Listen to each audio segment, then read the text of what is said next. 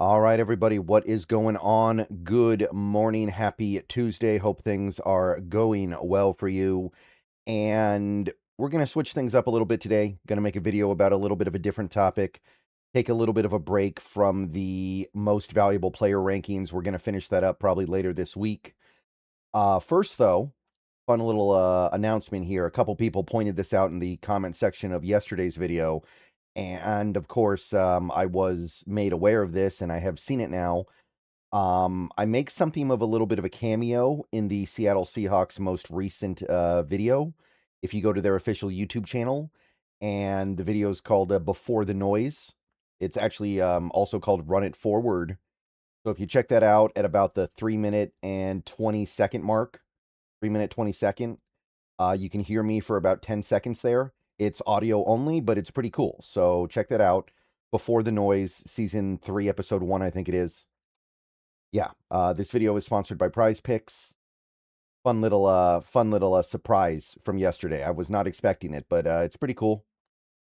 And yeah, it's somebody out there is paying attention to what I do here on YouTube. But anyway, so I want to talk about something from last week. I noticed this last week, and I wouldn't exactly call this to be pressing news. I wouldn't call this to be like anything earth-shattering. And I understand that as a player on the team, you're going to be pretty positive right now, but I want to talk about a little something that Brady Russell had to say concerning the Seahawks so far this offseason that couldn't help but catch my attention. And this is something that he said on the King 5 interview when he was asked what feels different about OTAs and minicamp so far this offseason compared to last year. And what he basically said was the offense is much further ahead now than it was at this time last year. And I want to talk about that a little bit because that's an interesting thing. It's certainly encouraging, and it does kind of open the conversation a little bit for something that I wouldn't have necessarily expected to be able to talk about. And I'm not saying this is definitely going to happen, but I do think that the door is open for us to explore something here as we go into this first year with a new offensive coordinator, but not necessarily a new scheme. And that's kind of the important point here, right? We're not talking about a brand new scheme, a brand new set of plays, a brand new playbook. Yeah, some stuff is new, some stuff is different. But when we're talking about the Seahawks going into 2026, we are talking about some changes offensively, but we're not talking about a massive amount of changes. So let's talk about what that might mean, what that might look like.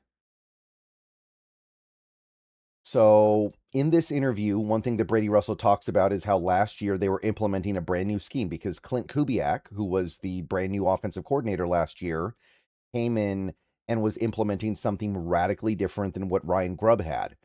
And you also had some of the new players that we brought in. We had a new quarterback. We had a new left guard. We had kind of sort of a new center. I know he had been here for a little while, but he wasn't really the starter until last season. Cooper Kupp was new as well. AJ Barner was now the starter because Noah Fant was gone. So there were some things being swapped around. And he talked about how there was a learning curve to that new offense because it was so different. And basically what he said in this interview was this year is totally different because even though we have a new OC, we know the system now. So what I kind of want to explore here is, could that mean the offense this year ends up being better than it was last year? If you like sports, then the best way to make them even better and more exciting is using the Prize Picks app, where it always feels good to be right. Prize Picks makes daily fantasy simple. Just pick more or less on your favorite players and build lineups with a few taps. Whatever sport you're into, and obviously we are now firmly into the NFL offseason, so we're all about baseball. We got some basketball, we got some hockey, whatever it is you like. Prize Picks gives you a fun way to stay locked in while you're watching. Definitely make sure to use the promo code HMA. Prize Picks is hooking up users with $50 in lineups after you play your first $5 lineup. If you use that promo code, that is HMA. I've had a great time on Prize Picks so far, so definitely get on over to it, check it out, and make sure to get your lineups. And don't forget about Team Picks, where you can pick winners, spreads, and totals on any major game. So download the app now, use HMA, and get on over to Prize Picks, where it always feels good to be right. And remember, always gamble responsibly. So, me saying that, understand, I'm not saying that lightly. That's not something I would just say because I want to hype the team up and I want to get people excited and I want people to think everything's going to be perfect. That's not how I do things here on this YouTube channel. And it's also not something that I would necessarily believe to be realistically possible because I know how good the offense was for the Seahawks last year. And I believe that Clint Kubiak overall did a very good job calling plays and running this offense. So for me to say something like that, again, I'm not trying to sit here and say that it's guaranteed or even necessarily likely, but it does kind of sort of bring in a variable that I think is worth exploring here because as much as we have a new offensive coordinator, someone who has never called plays before, the players are familiar with this system now. So when you're talking about the 2025 Seattle Seahawks, the thing to understand is they had one of the better offenses in football. And on some level, they had a little bit of a slow start, although mostly that was just the first game of the year, right? They had that first game of the year where the offense was really bad against the 49ers. And then after that, things actually got a lot better pretty fast. But if you just look at points, the Seahawks were third in the league in scoring last year. Now, I think if you strip away defensive and special team scores, they would get bumped down to like seventh or eighth in the league or something like that in scoring. So it's a little bit deceptive. But again, circumstances are always going to dictate numbers. Like, for instance, the Seahawks won a fair few games last year in blowout form. If they weren't winning a bunch of games in blowouts last year against teams like New Orleans and Atlanta, then they may have had to try harder in some of the fourth quarters and they may have scored more. So sometimes it's a little bit difficult to weave your way through that argument. So I'm not going to sit here and act like they were an overrated offense last year, but you've got the points. And then in terms of total yards, it was about eighth. Yeah, it was eighth in the league or well, basically tied for seventh, but really eighth in the NFL in yards. So however you want to slice it, it was definitely a top 10 offense last year. Maybe it wasn't a stellar offense, but it was a very good offense that bordered on great at points. They did have some not so great games, but pretty much every team in the league had not so great games on offense, right? Even the best offenses in football, like the Rams and the Cowboys and the Patriots, they still were fully capable of having some pretty bad games. So this was one of the better offenses in football last year. And you take a look at the players we had, right? I mean, Sam Darnold's good, but he's not Josh Allen. We had good tackle play last year, but we didn't have elite tackle play, I don't think. Cross and Lucas were good. We had a rookie starting at left guard. We had Anthony Bradford at right guard, which, I mean, you guys know. You had a one super stud wide receiver, but then after that, you had Cooper Kupp, who was good, but not great. You had Rashid Shaheed for half a season, not really integrated into the offense yet. AJ Barner's a good tight end, but he's not prime George Kittle either. Like, it was an offense that was greater than the sum of the parts, I think. So Clint Kubiak deserves a lot of credit for having an offense with that personnel play at that high of a level for most of the 2025 season. And then, of course, in the playoffs, the offense wasn't perfect in the Super Bowl, but it was a very good postseason overall for that group. So last year's offense was really good. And I think Clint Kubiak is a big reason why it was really good. So for me to sit here and say we're going to be better now that we lost him, that's not easy. But this is why you did this. This is why you hired who you hired.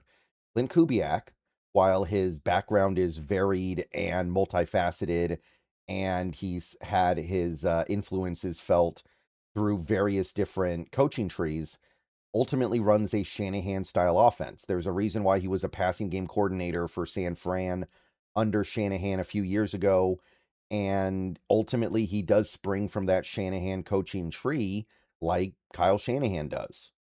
So that is what you are getting with his offense. You're getting an under center heavy offense that relies on running the ball and play action and playing from a traditional under center set rather than playing in shotgun all the time. And by and large, at least theoretically, that's what you should be getting with Brian Fleury as well.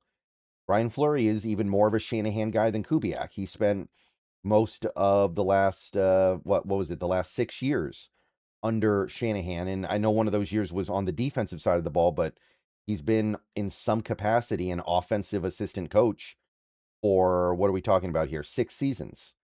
So therefore, they come from the same background and they have similar offenses. They don't have the same offenses, but they're similar. And you would figure there's going to be a lot of overlap there. So that's what Brady Russell means when he talks about how they have familiarity with this scheme and offense, even though it's a new offensive coordinator. So when you think about something like that, the challenge becomes, I think, a little bit different. The obstacles that you would typically have on having a new offensive coordinator change up a little bit at that point because you've actually got an understanding of how to play in that offense. You don't have to worry about your quarterback not understanding the footwork of playing under center. You don't have to worry about the complications that come from an offense that utilizes a fullback more than the typical modern NFL offense or goes tight end heavy. Those are things that Kubiak's offenses did, and those are things that Fleury's offense will almost certainly do as well. So, given the fact that we brought back almost all the pieces from last year, given the fact that, if anything, some of those pieces should be better this year, like Rashid Shaheed should be integrated into the offense now. AJ Barner, third year for him. He might take another leap forward. Another year for Gray Zabel. He should be better this year just by virtue of the fact that he was a rookie last year. When you put all that stuff together, Torrey Horton hopefully being healthier this year. Could the offense actually take a step forward despite losing Kubiak? It kind of seems like it's on the table now. I would never say that if it was a brand new scheme. If we were going back to a more Ryan Grubb style offense or just any generic shotgun heavy, RPO heavy offense like a Brian Daboll offense or something, even a Mike Kafka who has a bit of a background in that kind of stuff, I would never say that we'd have any chance of being better offensively, but the only major offensive piece we lost this offseason was Ken Walker. And that's significant. I do think we got worse at the running back position this offseason. Yeah, I mean, remember, that also includes the fact that Charbonnet is going to miss a chunk of the year. But I look at some of this other stuff as well, and I don't think it's unreasonable to say this offense can be better in 2026. I think that they can pick up whatever is new in the Brian Fleury offense very fast. And I think we could see maybe not a team that scores more points, maybe a team that moves the ball with more consistency, maybe a team that is able to balance their offense a little bit better. Because remember, for much of the year last year, the team did not run the ball very effectively. It wasn't until late in the year when the running game really got it going and they were efficient running. They ran the ball a lot, but they weren't super efficient at it. Maybe this year that's going to be the main change up here. Maybe that doesn't mean more points or more yards, but it means fewer turnovers and more balance. Maybe that ends up happening because the offensive line is more stable because we're returning 5 starters, which is something that a lot of teams don't get to do. That's a big deal. So I think it's on the table here. And when you see comments like this from Brady Russell, and I know what else is he going to say, but it was a very specific thing that he talked about.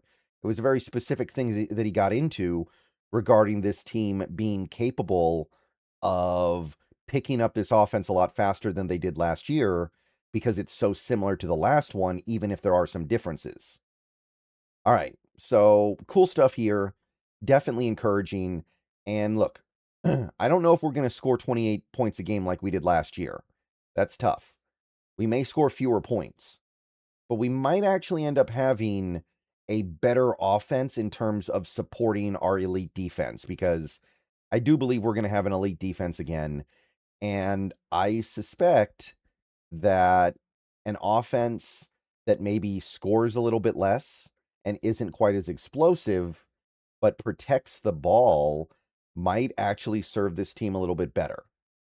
All right. See you guys later. Go Hawks. Let me know what you guys think. Check out the Before the Noise video on the Seahawks channel. And maybe another video later today, maybe not. We'll see. But Go Hawks.